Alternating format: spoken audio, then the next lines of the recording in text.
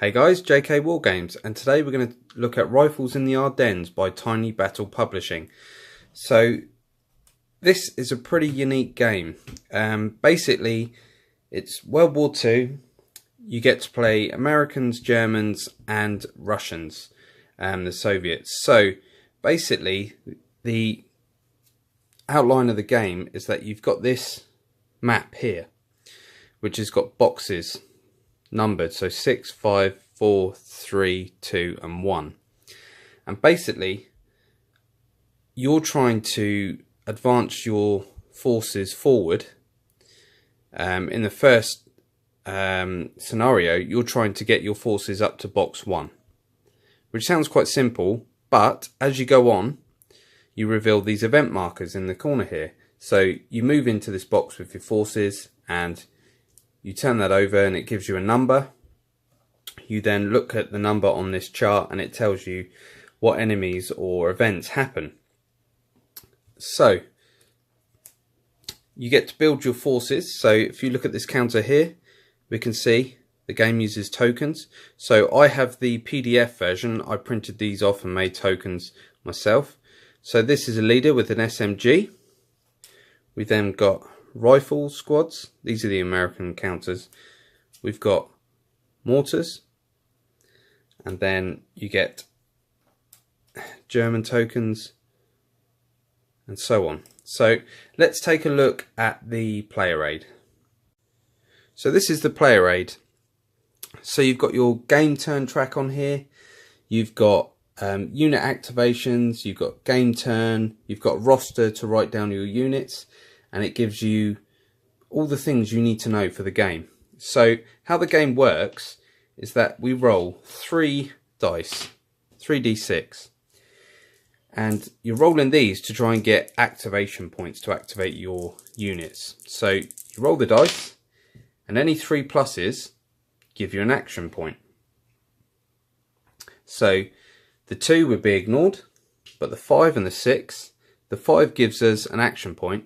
Now the 6, if you roll a 6, that gives you an action point, but it's actually a bonus action point. And you can use that bonus action point to do things like adding a +1 to your die roll and giving you certain bonuses in the game.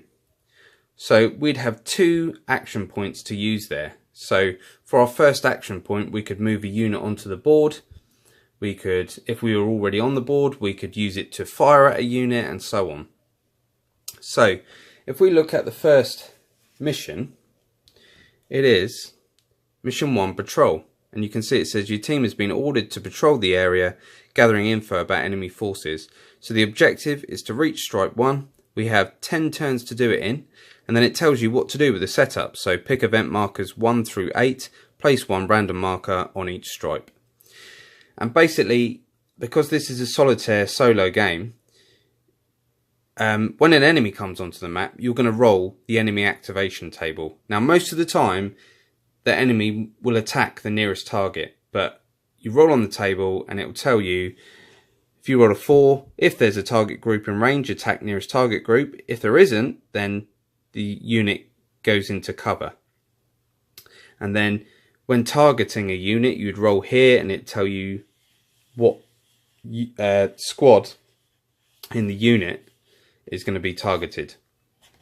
So let's just have a little look at an example of gameplay. Okay guys, so normally you get 10 points to build your army for each mission, and this is the US army sheet. You can see at the top it says 10 army points, and then on the right hand side it gives us the number. So a rifleman is 1 point, a mortar is 3 points, and so on. So you can build your squad that way. And then what we do is, I'm going to use my activation points that we rolled earlier. So we've got 2, we've got 5 and a 6. So I'm going to use the 6, which is the bonus activation point that we talked about, to move my guys into the first box. You never start in the first box, you always start in this staging area. So they've moved into there. Now because we use the 6, which is a bonus activation point, that gives us 1 recon point, and we can use that recon point to roll 1d6 or add a +1 dice roll modifier. So I just use a dice put it in the recon points box so we know we got it. Now the other thing we do, as soon as you move into a box, you reveal the event marker. So we turn that over and it's a number 5. So we get the sheet and we look at number 5, which says enemy LMG on a building on previous stripe. So we have an LMG, a German LMG, on the previous stripe. Now the previous stripe means the stripe above them. So we've got an LMG, but it's on a building. So we grab a building counter and you can see it says +2, so it gives him a bit of cover. So we stick that there and he just goes directly next to it. So now we're going to move our other unit. Well, we could use the point to either move the other unit up or fire this unit. So what we'll do is we'll fire this unit at the LMG in the building. I'll show you how shooting works. Okay guys, shooting's quite easy. So each unit has a target number in the game. So the LMG has a target number of 6. And because he's in a building, it gives him a +2, so he's now an 8. So what we do is we take our unit. So a rifleman rolls a d6 and adds his combat factor to it. Now the combat factor of a rifle is a 1. So you'd roll a d6, like so, and we roll a 6. And you add his combat factor to it, which is a 1. So that would be a 7. Now normally that would be enough to hit this guy, but because he's in the building and we need an 8 to hit him, it's no effect. So then you'd roll for the other rifle.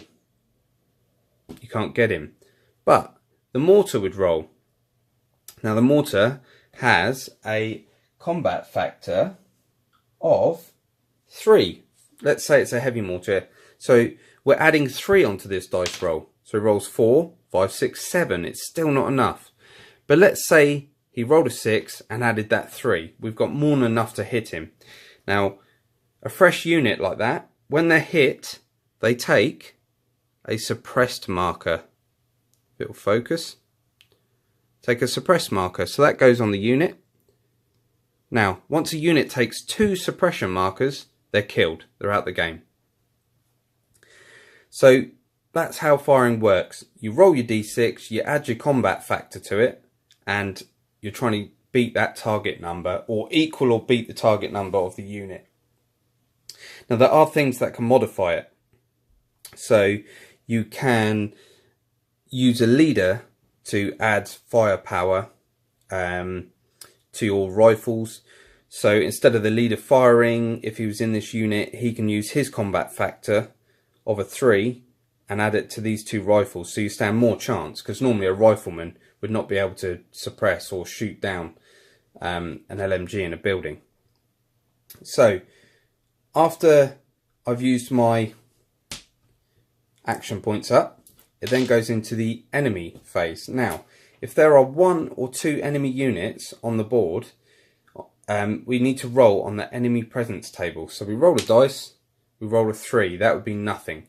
If you roll a 1 to 5, it's nothing. If you roll a 6, you then have to roll on the army list for the Germans.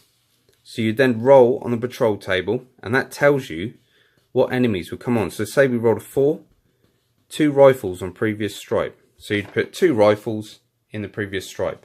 Now you can see that all these enemies being added is making it, trying to get to stripe 1, not so easy. So we've done that. No enemies appear because we rolled on the enemy presence table. We now need to roll on the enemy activation table to see what this suppressed LMG does. So we roll the dice, it's a 1. And on the table it says, if the activated group contains suppressed units, then rally. Otherwise attack nearest target. So instead of attacking this target, because he is suppressed, he has to try and rally. So the way you rally, you need a 3+. So he'd roll that die, he rolled a 6, and he becomes unsuppressed, like that. But let's say he rolled something else and he's going to attack. He would roll his dice. Now, he attacks the closest unit, which are these guys, but you need to see if he's attacking the riflemen or the mortar. So you'd roll the dice and you'd look on the table. Now, on a unit with the lowest target number, so it would be a rifleman. So then he'd roll, and an LMG has a +2 combat factor. So you roll your dice, 4 + 2 is 6. Now, that's enough to suppress a rifleman in the open. But there's a village in this box which gives a +2 to the whole stripe. So that's not enough. And that's the end of the turn. We'd go back, we'd roll our 3 action point dice, and we've rolled a 5 and a 6 again. And then we continue. So again, I'd use the 6 to move these guys into this box. I'd then use the 5 to open fire. Now, we need to talk about ranges. So rifles have a range of 1, which means they can target the stripe above. An SMG has a target of 0, which means he can only fire at enemies in his stripe. An MMG has a range of about 4, so he would be able to pick targets further up. So that's just a very quick look at how combat works in rifles in the Ardennes. And also, there's about 8 scenarios. So one of my favourites is this, Tank Hunters, where you are trying to reveal the tank through the event markers, and then you're trying to take the tank out.